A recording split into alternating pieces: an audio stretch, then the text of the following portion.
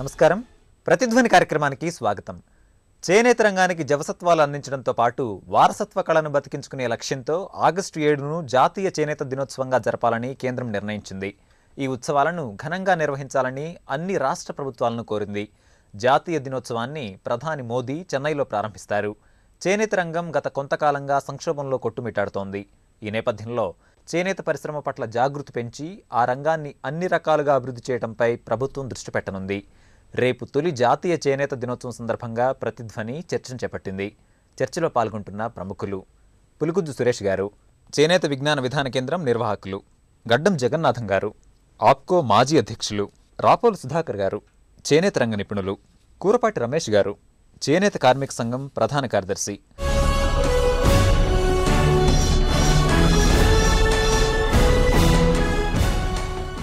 సురేష్ గారు, మోడీ సర్కారు తొలిసారిగా చేనేత దినోత్సవం జరపాలనేటువంటి ఒక మంచి నిర్ణయాన్ని తీసుకుంది. ఆగస్టు 7న చేనేత దినోత్సవం నిర్వహించబోతున్నారు. మరి ఈ నేపథ్యాన్ని మీరు ఎట్లా చూస్తారు? ఈ దినోత్సవ లక్ష్యాలను మీరు ఎట్లా విశ్లేషిస్తారు? భారతదేశంలో చేనేత రంగంలో ఉన్నటువంటి వాళ్ళందరం ఆహ్వానించదగ్గ విషయం. 1750 నుంచి 1850 భారతదేశ ఆర్థిక వ్యవస్థను చూస్తే ప్రధాన పాత్ర పోషించింది చేనేత రంగం. జీడిపిలో చాలా పెద్ద స్థాయిని కలిగి ఉన్నటువంటిది చేనేత రంగం. ఉదాహరణకు మన దేశంలో రంగు బట్టలు, రకరకాల ఉత్పత్తులు, కలంకారీ, ధర్మవరం పట్టు, గద్వాలు, సిరిసిల్ల, ఇట్లా అనేక ప్రాంతాలు. ఇవి కణుకులు అనే ప్రాంతంలో మనకు కర్చీప్ ఉంటుంది. ఆ కర్చీప్ ఒకసారి వాడితే ఇంకా వేరే చోట ఎవరు కొనరు. రాజోళ్ళకి వెళ్ళి టవల్ తీసుకుంటే ఆ టవల్ ఒకసారి వాడిన వాళ్ళు ఇంకా వేరే ఏ టవల్ కొనాలన్నా ఇష్టపడరు. ధర్మవరం పట్టు చీర ఒకసారి కొంటే ఆ చీర కట్టుకున్న మహిళలు ఇంకా ఏ చీరను కట్టుకోవాలని అనిపించదు. రైట్. సో అదేవిధంగా మనం కలంకారీ పెడనకు వెళ్తే అక్కడ చాలా అద్భుతమైన కలంకారీ వ్యవస్థ మనకు ఉంటుంది.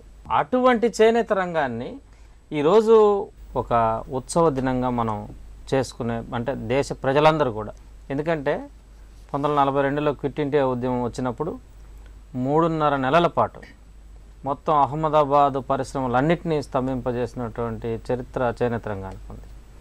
స్వదేశీ ఉద్యమ స్ఫూర్తిని, స్వాతంత్ర ఉద్యమ పోరాటాన్ని, స్వాతంత్ర ఉద్యమాన్ని ఒక స్థాయికి తీసుకెళ్ళడానికి ఈ మగ్గం, ఈ రాట్నం దోహదపడినటువంటి చరిత్ర ఉంది. ఆ రోజు నుంచి ఈ రోజు వరకు కూడా కన్నీళ్ళు, కడగన్లు, ఆకలి చావులు, ఆత్మహత్యలు, బాధలు, సమస్యలు ఇదే మొరపెట్టుకుంటా ఉన్న పరిస్థితుల్లో నుంచి ఈరోజు మొత్తం జాతి అంతా కూడా కొంత గర్వంగా మాట్లాడుకోవడానికి నరేంద్ర మోడీ ప్రభుత్వము ఈ నిర్ణయం తీసుకోవడం భారతదేశంలో ఉన్నటువంటి కార్మిక రంగం, చేనేత రంగం ప్రధానంగా గర్వించేటువంటి అంశమే.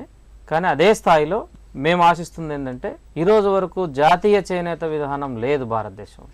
ఈ జాతీయ చేనేత విధానాన్ని కూడా జాతీయ దినోత్సవంతో, చేనేత దినోత్సవంతో పాటు జాతీయ చేనేత విధానాన్ని గురించి కూడా వాళ్ళు ఆలోచించి ఉంటే, వాళ్ళు గాన దాని గురించి ఒక గొప్ప నిర్ణయం గాన తీసుకోగలిగి ఉంటే, భారతదేశ ప్రజలందరూ కూడా చేనేత రంగంతో పాటు, అంటే ఈ చేనేత రంగం ఉండాలి, నిలబడాలి, చాలామందికి ఉపయోగపడుతుంది, ఉపాధినిస్తుంది, ఇది ప్రజలతో అనుసంధానమైనటువంటిది, మానవ సంబంధాలను పెంపొందించేటువంటిది.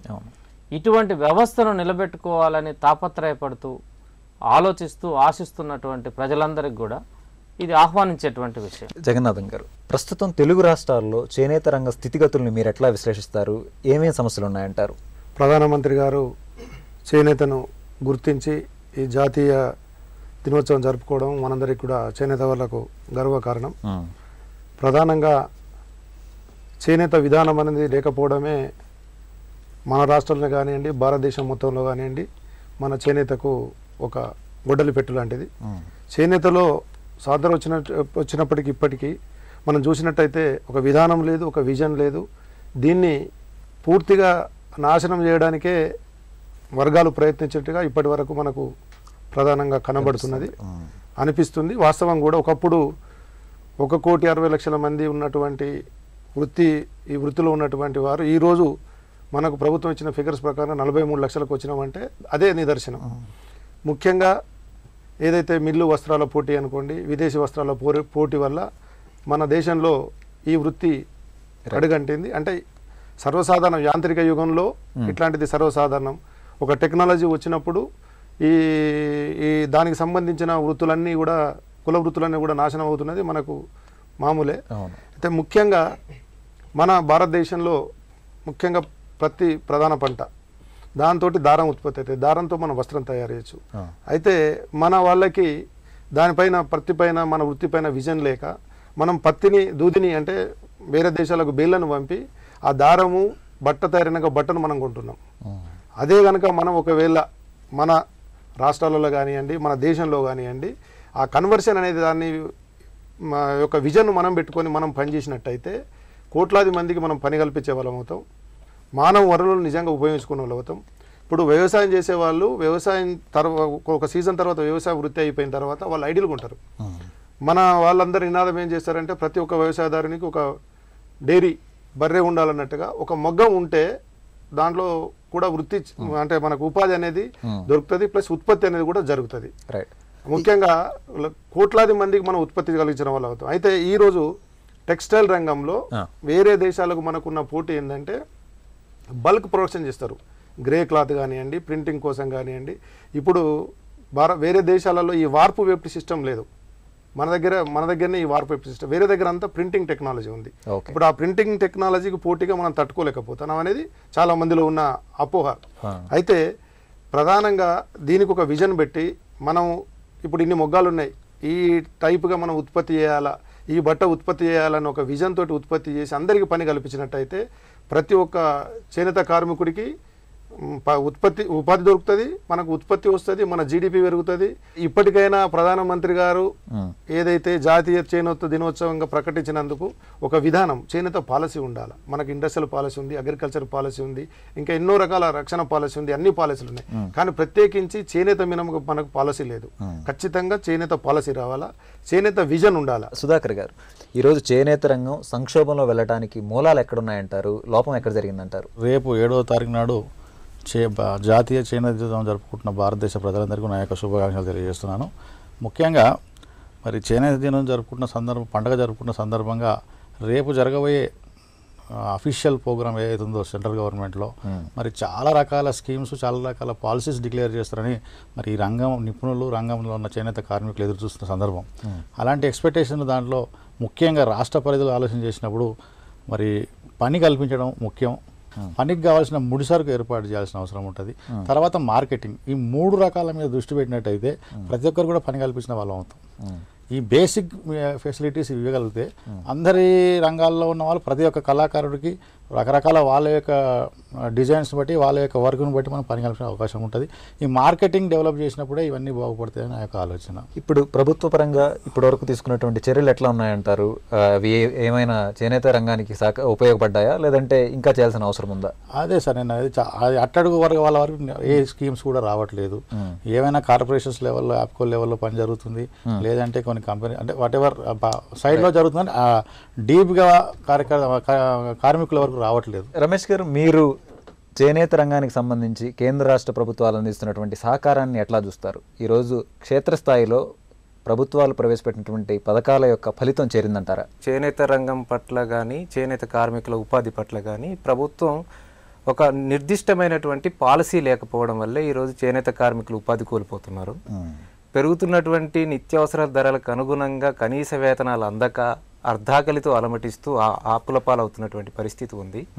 ప్రభుత్వం ప్రవేశపెట్టే సంక్షేమ పథకాలు ఏవైతే ఉన్నాయో అవి చేనేత కార్మికులకి చేరేటటువంటి పరిస్థితి లేదు.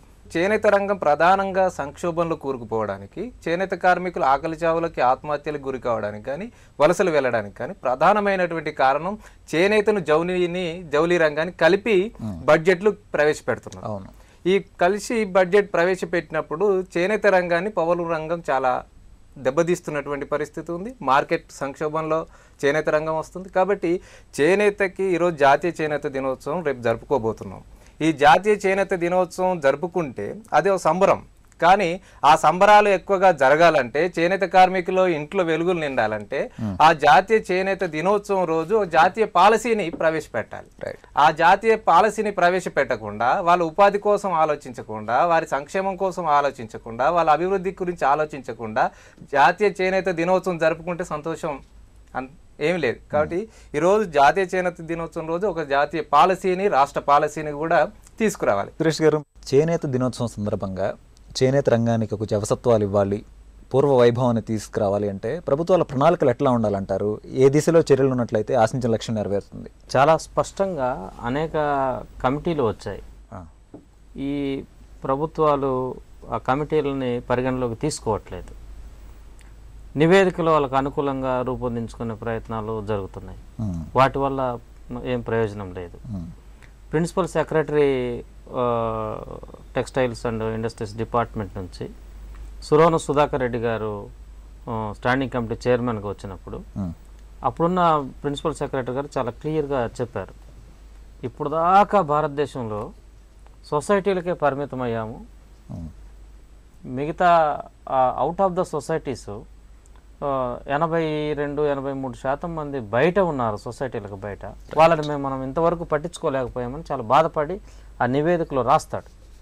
అంటే ఇంతవరకు అది గుర్తించలేదు. ఇక్కడ పరిస్థితి ఏంటంటే దేశంలో ఒక వృత్తి మీద ఆధారపడి జీవిస్తున్నటువంటి కుటుంబాలు రోజు ఏడుస్తూ ఉంటే వాళ్ళకు బడ్జెట్ ఇవ్వాలని వాళ్ళకు ఆలోచన లేదు. వాళ్ళకు సముచితమైనటువంటి బడ్జెట్ ఇవ్వాలి, వాళ్ళ ఆలోచనలు ఏమున్నాయో ఒక నివేదిక ద్వారా తీసుకుందామనేటువంటి ఇది లేదు. మేము చాలా సూటిగా చెప్పేది ఏంటంటే వాళ్ళకు అప్పీల్ చేసేది కూడా ఏంటంటే సెంట్రల్ పాలసీ ఒకటి ఉంటుంది, స్టేట్ పాలసీ, ఇండస్ట్రియల్ పాలసీ మీరు పెట్టుకున్నారు కదా, అదేవిధంగా చేనేత రంగానికి రాష్ట్రం ఇదిగో మా ప్రణాళిక ఇది అని సూటిగా మీరు తయారు చేయండి, ఒక ప్రణాళికను తయారు చేయమని మేము కోరుతున్నాం. ప్రణాళిక తయారు చేయడం వరకు కాకుండా ఒక విధానం తీసుకోండి. రెండవది బడ్జెట్. రైట్. ఆప్కోకి మేము డబ్బులు ఇచ్చేస్తామంటే ఆప్కో ఇప్పుడు దాకా ఆప్కో చేనేత కార్మికులకు చేసిందేం లేదు. మిల్లు వస్త్రాలు, పవర్లూమ్ వస్త్రాలు హోల్సేల్గా తెచ్చుకొని ఓ 10 మందో ఒక 20 మందో ఆ కార్యవర్గంలో ఉన్నవాళ్ళు ఆప్కోలో ఉన్నటువంటి అధికారులు బాగుపడ్డారు. ఇది ప్రభుత్వానికి తెలుసు. ప్రజలు మాత్రం, వీవర్స్ మాత్రం అదే ఇబ్బందులలో ఉన్నారు. కాబట్టి చాలా స్పష్టంగా నేను ఒకటి లాంబార్డ్ ద్వారా ఒక ఇన్సూరెన్స్ స్కీమ్ వచ్చిందండి. 100 రూపాయలు వీవర్ కడితే సంవత్సరానికి 30,000 వరకు ఇన్ పేషెంట్, అవుట్ పేషెంట్ ఉపయోగించుకునేటువంటి అవకాశం ఉంది. దాన్ని క్లోజ్ చేశారు. ఏ గవర్నమెంట్ మాట్లాడట్లేదు. అది వీవర్కి చాలా ఉపయోగపడేటువంటి పథకం అది. రైట్. దాన్ని రివైవ్ చేయాలని నేను కోరుకుంటున్నాను. కేంద్ర ప్రభుత్వంలో చేనేత అంటే ఆర్టిజాన్ అని రాసింది. అంటే ఈయన ఒక కళాకారుడు, పై మెరుగులు దిద్ది పై అంశాల పైన చేసుకునేటువంటి వ్యక్తి అనేటువంటి అభిప్రాయం కేంద్ర ప్రభుత్వంలో ఉంది. దానివల్ల ఒక పాలసీ రాలేదు, బడ్జెట్ రావట్లేదు, ఇంకా ఏమి రావాలో అవి రావడం లేదు. మేము ఈ 5 అక్షరాల ఆర్టిజాన్ అనే పదాన్ని కొంచెం విశ్లేషించి దాన్ని కొంచెం పరిమితులు తగ్గించి దాన్ని పరిశ్రమగా గాన మార్చగలిగితే, ఇండస్ట్రీ బేస్డ్ ప్రొడక్షన్ మనం ఒకసారి కేరళలో తీసుకుంటే అండి, నేను వేసుకున్న షర్ట్ అక్కడ నుంచి 50-55 రూపాయలకి అక్కడ ఉత్పత్తి అవుతుంది. ఎక్స్పోర్ట్ వెరైటీ అద్భుతంగా ఉంటుంది. సో వీవర్ కూడా అక్కడ డిఎల్ ఇస్తున్నారు. చాలా అద్భుతమైన విధానాన్ని కొన్ని చోట్ల తీసుకొస్తున్నారు. అటువంటి మనం అడాప్ట్ చేసుకోవాల్సిన అవసరం ఉంది. ధర్మవరం, వెంకటగిరి, గద్వాలు ఇలాంటి పట్టు చీరలకు అద్భుతమైన మార్కెట్ ఉంది. వాళ్ళు అందించలేని పరిస్థితి కూడా ఉంది. సరైన పెట్టుబడి కావాలి. ప్రభుత్వము 2-3 కేటగిరీలుగా వీవర్స్ని మార్చాలి. ఎందుకంటే కాటన్ చేసే వాళ్లకు కూలి తక్కువ వస్తుంది. అక్కడ ఏ విధంగా పెంచాలో ఒక నిర్ణయం తీసుకోవాలి. ఇక్కడ సిల్క్లో అద్భుతమైన మార్కెట్ ఉంది, ఆదాయం కూడా ఉంది. పిల్లలు మంచి చదువులకు కూడా పంపించే పరిస్థితి ఉంది. అది కూడా గుర్తించాలి. అటువంటి వాళ్ళకి సరైన పెట్టుబడి అందించాలి. జగన్నాథం గారు, ఈరోజు అన్నదాతల తర్వాత అత్యంత బాధాకరమైనటువంటి అంశం నేతన్నల ఆత్మహత్యలు. మరి ఇవి ఆగాలి అంటే ఏం జరగాలంటారు? కార్మికులకు ఎట్లాంటి భరోసా ఇవ్వాల్సినటువంటి బాధ్యత ప్రభుత్వాలపై ఉందంటారు? ప్రభుత్వాలు మొట్టమొదటిగా పెట్టుబడి ఎక్కువ పెట్టాలి సార్. ముఖ్యంగా ఏదైతే చేనేతలో ఉత్పత్తులు ఎంత జరుగుతాయి, మనం ఎంతమంది కార్మికులకు పని కల్పించగలుగుతాం, పెట్టుబడి ఎంత అవసరం ఉన్నది, దానికి అనుగుణంగా పెట్టుబడి పెడితేనే ఇవన్నీ సక్రమంగా జరుగుతాయి. అయితే ఇప్పుడు ప్రభుత్వాలు జనరల్గా జరిగేది ఏంటంటే, భారతదేశ వ్యాప్తంగా కూడా జరిగేది ఏంటంటే, దీనికి ప్రధానంగా ఇది ప్రధాన సమస్యగా తీసుకోవడం లేదు. చేనేత అనే పదాన్ని ప్రధాన సమస్యగా తీసుకోవడం లేదు. ఇప్పటికీ మరి మన ప్రధానమంత్రి గారు మొట్టమొదటిసారి, అంటే గతంలో కూడా మాకు హ్యాండ్లూమ్ మార్క్ అని వచ్చింది, హ్యాండ్లూమ్ మార్క్ వచ్చినప్పుడు మేము చాలా సంతోషపడ్డాం అందరం కూడా. ఏంటంటే ఇక చేనేత వాళ్ళకు మంచి రోజులు వస్తాయి అనుకున్నాం, కానీ అది కూడా మూలపడిపోయింది. అట్లనే ఇప్పుడు ఈ జాతీయ దినోత్సవం కూడా మూలపడకుండా ఉండాలంటే నిర్దిష్టంగా రాబోయే రోజుల్లో కార్మికులు ఎంతమంది ఉన్నారు, వాళ్ళకి పని ఏ విధంగా కల్పించగలుగుతాం, ఏదైతే ప్రధానంగా కార్మికులకు పెట్టుబడి అవసరం. ఇప్పుడు వేరే ఏ ప్రోడక్ట్ మనం ప్రొడక్ట్ చేసినా ఇమీడియట్గా యూటిలైజ్ అవుతుంది, వస్త్రం అనేది యూటిలైజ్ కాదు. ఎందుకు కాదంటే ఇప్పుడు మనం ఇలా బట్ట తయారు చేస్తాం, అది అమ్మడానికి 6 నెలల టైం పడుతుంది. ప్రధానంగా మన వాళ్ళు ఏం చేస్తున్నారంటే ఏవో పావుల వడ్డీ పథకము, సబ్సిడీలు అవి అని అంటున్నారు. అవి వాటి వల్ల పని పూర్తి కాదు. ఒక కార్మికునికి ఏ వెరైటీ టైప్ ఆఫ్ యార్ను వాడతాడు, ఆ యార్నుకు సంవత్సరానికి సరిపడా పెట్టుబడి ప్రొవైడ్ చేయగలగాలి. అంటే సపోజ్ 1,00,000 మంది కార్మికులు అనుకుందాం, 1,00,000 మంది కార్మికులు ఇది మన కాటన్ దారాన్ని వాడుతున్నారు అనుకుందాం, సిల్క్ దారాన్ని వాడుతున్నారు అనుకుందాం, ఇట్లా వూల్ దారాన్ని వాడుతున్నారు అనుకుందాం. డిఫరెంట్ దారాలు వాడినప్పుడు డిఫరెంట్ పెట్టుబడి అవసరం ఉంటుంది. ఈ పెట్టుబడిని స్టడీ ఎప్పుడు చేయలేదు. జనరల్గా ఏదో మామూలుగా పాలసీ ప్రకారం ఏమంటారంటే చేనేత వాళ్ళకి ఈసారి మనం మన వడ్డీ సబ్సిడీ కింద 3 కోట్లు 4 కోట్లు రిలీజ్ చేద్దామంటారు. ఆ 3-4 కోట్లు ఎటు మొదలుగా సార్. కనీసం ఒక్కసారిగా మొత్తంగా మనం పెట్టుబడి సమాజంలో మొత్తం కల్పించలేకపోయినా దశల వారీగా ప్లానింగ్ చేసి 5-6 సంవత్సరాలకి ఇప్పుడు 1,00,000 మంది అనుకుంటే ఒక్కొక్క సంవత్సరం 20,000 మందికి మనం పెట్టుబడి కల్పించాలి. అంటే ఒక సెల్ఫ్ హెల్ప్ గ్రూప్ సిస్టమ్ ఏదైతే ఉందో సెల్ఫ్ హెల్ప్ గ్రూప్ సిస్టమ్ ద్వారా ఒక 50,000 రూపాయలు ప్రతి ఒక్క కార్మికునికి పెట్టుబడి ప్రధానంగా ఇచ్చేటట్లయితే ఒక ఇది ఉంటుంది. అయితే ఇప్పుడు ఏదైతే ప్రస్తుతం ఉన్న పాలసీలో ఏమున్నదంటే రుణమాఫీ అంటున్నాం, రైట్, ఓకే, రుణమాఫీ చేయడం వల్ల చాలా లాభం అవుతుంది. కానీ ఈ రుణమాఫీ కూడా 10%కి అవుతుంది. బ్యాంకులలో రుణం తీసుకున్న వాళ్ళకే ఆ వెసులుబాటు, సంఘంలో రుణం తీసుకున్న వాళ్ళకే వెసులుబాటు అయింది. కానీ 90% of they are unable to go to bank also. అంటే బ్యాంకులో పోయి తీసుకునే స్థాయిలో 70% చేనేత కార్మికులు లేరండి, 30% చేనేత కార్మికులు తీసుకుంటారు. దీని గురించి ప్రత్యేకంగా బ్యాంకు పెట్టాలన్న నినాదం మొదటి నుంచి ఉంది. చేనేత బ్యాంకు పెట్టి చేనేత కార్మికులకు ఇవ్వాలన్న నినాదం ప్రధానంగా ఉంది. కిరణ్ కుమార్ రెడ్డి గారు ఉన్నప్పుడు కూడా అప్పుడు సమావేశం ఏర్పడితే 200 కోట్లతో బ్యాంకు పెట్టడం జరుగుతుంది. ఇటీవల వచ్చిన ప్రభుత్వాలు కూడా దానికి సముఖంగా ఉన్నాయి, దాన్ని ఇంకా పరిగణలోకి తీసుకోలేదు. ప్రపంచంలో మొట్టమొదటగా కార్మికుడు అనే పదం పుట్టింది చేనేత వృత్తిలోనే, ప్రపంచవ్యాప్తంగా కూడా. అంటే ఎర్లీ డేస్లో ఈ ఇప్పుడున్న టెక్నాలజీ ఇప్పుడున్న పరిశ్రమలు లేవు. అప్పుడు ఉంటే వ్యవసాయం వృత్తి, లేకపోతే మగ్గంలోనే కార్మిక అనే పదం వచ్చింది. అంటే ఈ మగ్గం నుంచి అది పరిశ్రమకు మారింది. ప్రపంచానికి మొట్టమొదటి మూలాధారం టెక్స్టైల్ తోటే పరిశ్రమ ఉత్పత్తి, కార్మికుడు అనే పదం వచ్చింది. కానీ మా దౌర్భాగ్యం ఏంటంటే మన భారతదేశంలోనే చేనేత కార్మికుని గుర్తించాలి. కార్మికుడికి సంబంధించిన ఈఎస్ఐ కానీ పిఎఫ్ కానీ ఏ బెనిఫిట్ ఇవ్వాలంటే వరకు లేదు. ఈ రోజు ఏదైనా చేనేత కార్మికుడు మగ్గం వేసే కార్మికుడు పోయి లేబర్ ఆఫీసులో ఒక కంప్లైంట్ ఇవ్వలేదు సార్. అయితే ప్రధానంగా ఇప్పటికైనా ప్రధానమంత్రి గారు ఈ జాతీయ దినోత్సవం సందర్భంగా కనీసం మమ్మల్ని పారిశ్రమలకు తీసేసి కార్మికుడు అనే పదం వాడితే మా వల్ల రోజులు బాగుపడతాయని అనుకుంటున్నాను. సుధాకర్ గారు, చేనేత కార్మికులు చాలా మంది దాదాపు 320 రోజులు పని దినాలు కల్పించాలన్నటువంటి ఒక విన్నపాన్ని ప్రధానమంత్రికి చేసినటువంటి వైనం మనం చూసాం.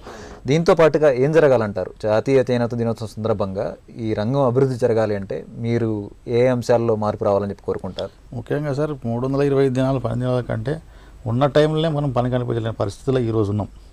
చాలా సంతోషం 320 దినాలు పని కల్పించినప్పుడు అలాంటి పాలసీని డిక్లేర్ చేస్తే చాలా సంతోషం. ఒకటి వాళ్ళు డిక్లేర్ చేయగానే సరిపోదు, దానికి పని కల్పించాల్సిన అవసరం ఉన్నది. ఇలా ప్రభుత్వ రంగ సంస్థలు ఎన్నో రకాలు ఉన్నాయి.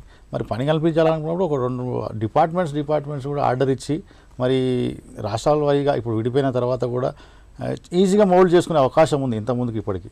అలాంటున్నప్పుడు 2 ప్రభుత్వాలు కూడా ఆలోచన చేసి మరి కొన్ని సంస్థలని, ప్రభుత్వ రంగ సంస్థలను కూడా ఒక డ్రెస్ కోడ్ని డిక్లేర్ చేసి అయినా సరే, కొన్ని హాస్పిటల్స్ ఉన్నాయి, గవర్నమెంట్ హాస్పిటల్స్ ఉన్నాయి, ఈరోజు యాప్కో ద్వారా కాకుండా డైరెక్ట్ మరి సేల్స్ మార్కెటింగ్ చేసుకునే పరిస్థితి కూడా కల్పించి ఎవరైతే కార్మికులు చేనేత కార్మికులు ఉన్నారో వాళ్ళు డైరెక్ట్గా పలాని వస్తువు తయారు చేయండి, ఈ దానికి ఇంత మార్కెట్ కట్టిస్తాం, దీనికి కనీస కూలి ఇంత విడుతుంది అని ఒక పాలసీ తయారు చేసి దాని ప్రకారం వాళ్ళకి ముడి సరుకులు అందించి కంపల్సరీగా ఈ సరుకు ఈరోజు తయారు చేస్తే రేపు మనమే సేల్ చేసుకుంటాం, మార్కెట్ చేస్తాం అనే భరోసా క్రియేట్ చేసినప్పుడే వాళ్ళలో ఆ కాన్ఫిడెంట్ పెరుగుతుంది. ప్రత్యేక రాష్ట్రాలు అయిన తర్వాత కూడా చేనేతకు ప్రత్యేక మంత్రిత్వ శాఖను ఏర్పాటు చేసుకోవాల్సిన అవసరం సపరేట్గా. ఇప్పుడు ఎందుకంటే హ్యాండ్లూమ్ అవన్నీ అన్ని డిపార్ట్మెంట్స్ కాకుండా సపరేట్ మంత్రిత్వ శాఖను ఏర్పాటు చేసి నిపుణులైన మంత్రిని కేటాయించినప్పుడు ఇది జరిగే అవకాశం ఎక్కువ ఉంటుంది. రమేష్ గారు, చివరిగా కేంద్ర ప్రభుత్వం కానివ్వండి, తెలుగు రాష్ట్రాలు కానివ్వండి, ప్రభుత్వాలు ఏ దిశలో చర్యలు చేపడితే చేనేత రంగం అభివృద్ధి చెందుతుందంటారు? చేనేత కార్మికుల అభివృద్ధి ప్రభుత్వం కాంక్షిస్తే మొట్టమొదటి అడుగు బడ్జెట్లో వేయాలి. చేనేత కార్మికుల జనాభా ప్రాతిపదికన వాళ్ళకు ఉపాధి కల్పించడం కోసం, వాళ్ళ యొక్క వస్త్ర మార్కెట్ని విస్తరించడం కోసం బడ్జెట్ మొదటి అడుగు. ఆ కేటాయించినటువంటి బడ్జెట్ ఆ ఆర్థిక సంవత్సరంలోపు ఆ చేనేత కార్మికులు ఖర్చు పెట్టాలి. ఉమ్మడి రాష్ట్రం ఉన్నప్పుడు మేము ఒక లెక్క తీస్తే సుమారు 10 సంవత్సరాల కాలంలో చేనేత రంగానికి 1500 కోట్లు కేటాయిస్తే 10 సంవత్సరాల కాలంలో ఖర్చు పెట్టింది మాత్రం 500 కోట్లు మాత్రమే ఖర్చు పెట్టారు. అంటే అంత పెద్ద మొత్తంలో కేటాయించిన నిధులు కూడా ఖర్చు పెట్టకపోవడం వల్ల చేనేత కార్మికులకు ఉపాధి కల్పించలేకపోతున్నారు. అందుకే చేనేత కార్మికులకు ఉపాధి కల్పించాలంటే మొట్టమొదటిగా బడ్జెట్ని ప్రవేశపెట్టాలి. ఆ బడ్జెట్ ప్రవేశపెట్టే ముందు కూడా చేనేతని జౌలిని విడదీసి ప్రత్యేకంగా చేనేతకి బడ్జెట్ కేటాయిస్తేనే ఆ చేనేత రంగానికి చేనేత కార్మికులకు ఉపయోగపడుతుంది. ఆ విధమైనటువంటి ప్రయత్నం చేయాలి. ఈరోజు ప్రభుత్వము సహకార సంఘాల ద్వారా ఆప్కో బట్టలు ఉత్పత్తి చేయించింది. ఈరోజు సహకార సంఘాల ద్వారా చేయించినటువంటి వస్త్రాలు ప్రభుత్వం కొనుగోలు చేసింది. కానీ ప్రభుత్వమే కొనుగోలు చేసినటువంటి వస్త్రాల డబ్బుల్ని ఆప్కోకి చెల్లించకపోవడం వల్ల అటు సహకార సంఘం కానీ అటు సహకార రంగంగా ఉన్నటువంటి మాతృ సంస్థ ఆప్కో కూడా పూర్తిగా నష్టాల్లో కూరుకుపోతున్నటువంటి పరిస్థితి ఉంది. కాబట్టి ప్రభుత్వం కూడా ఒకవైపు చేనేత రంగాన్ని కాపాడుతూ చెప్తూనే మరోవైపు ప్రభుత్వం చేనేత రంగానికి చెల్లించాల్సిన బకాయిలు చెల్లించకపోవడం వల్ల చాలా నష్టపోతున్నారు. అందుకే ప్రధానంగా ఈరోజు చేనేత కార్మికుల ఆత్మహత్యలు, ఆకలి చావులు, వలసలు తగ్గాలన్నా, వాళ్ళ కుటుంబం అభివృద్ధి చెందాలంటే వారికి ప్రత్యేకంగా చేనేత కార్మికుల సంక్షేమం ఒక అభివృద్ధి బోర్డును ఏర్పాటు చేసి వాళ్ళకి ఏ పథకాలు అవసరం అవుతాయో వాటిని ఖచ్చితంగా ఆ బోర్డు ద్వారా ఇంప్లిమెంటేషన్ చేయించగలిగితే చేనేత కార్మికులకు లాభం జరుగుతుందనేది ప్రభుత్వానికి ఈ సందర్భంగా తెలియజేస్తారు. మన దేశంలో వ్యవసాయం తర్వాత ఎక్కువ మందికి ఉపాధి చూపిస్తున్న రంగం చేనేత. గత కొంతకాలంగా చేనేత పరిశ్రమ తీవ్ర సంక్షోభంలో కొట్టుమిట్టాడుతోంది. చేనేత ఉత్పత్తులను ప్రోత్సహించినప్పుడే కార్మికుల ఆదాయాలు పెరుగుతాయి. అప్పుడే చేనేతపై ఆధారపడ్డ జీవితాలకు భరోసా లభిస్తుంది. ఇది నేటి ప్రతిధ్వని. నమస్కారం.